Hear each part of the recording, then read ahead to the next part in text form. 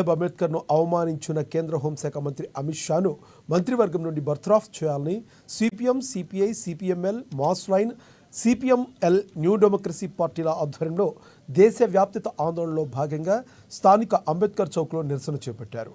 ముందుగా అంబేద్కర్ విగ్రహానికి పూలమాలలు వేసి ఘన నివాళులు అర్పించారు. ఈ సందర్భంగా సిపిఎం జిల్లా కార్యదర్శి దర్శనాల మల్లేష్, సిపిఐ జిల్లా సహాయ కార్యదర్శి సురా దేవేందర్, మాస్ లైన్ జిల్లా నాయకులు Jagan Singh, CPIML new democracy జిల్లా నాయకులు వెంకటనారాయణ మాట్లాడుతూ భారత రాజ్యాంగాన్ని అంగీకరించిన ఆర్ఎస్ఎస్ కుట్రలో భాగంగానే అమిత్ షా వ్యాఖ్యలని మండిపడ్డారు. భారత రాజ్యాంగ స్థానంలో మనుధర్మాన్ని తీసుకురావాలనే ప్రయత్నంలో భాగంగా బీజేపీ, ఆర్ఎస్ఎస్ అనేక సార్లు రాజ్యాంగాన్ని, అంబేద్కర్ను అవహేళన చేశారన్నారు. బ్రాహ్మణవాద అగ్రవర్ణ ఆధిపత్య భావజాలాన్ని దేశంపై రుద్దడానికి ప్రయత్నం చేస్తున్నారని మండిపడ్డారు. భారత రాజ్యాంగ రక్షకులు, ప్రజాస్వామ్యవాదులు అమిత్ షాను తొలగించే వరకు పోరాడాలని పిలుపునిచ్చారు.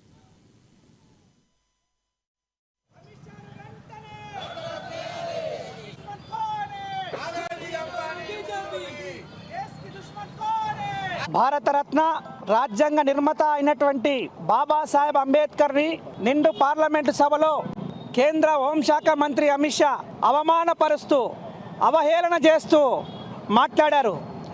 ఆయన మాటల్ని ప్రధానమంత్రి బలపరిచాడు.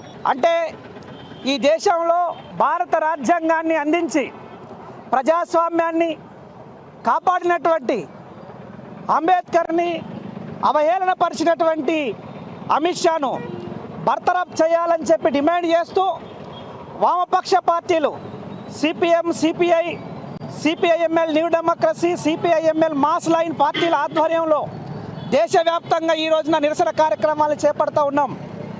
భారత రాజ్యాంగ నిర్మాతను అవమానపరిచినటువంటి అమిత్ షాను వెంటనే బర్తరఫ్ చేయాలి మంత్రి పదవి నుంచి అని చెప్పి డిమాండ్ చేస్తూ ఉన్నాము.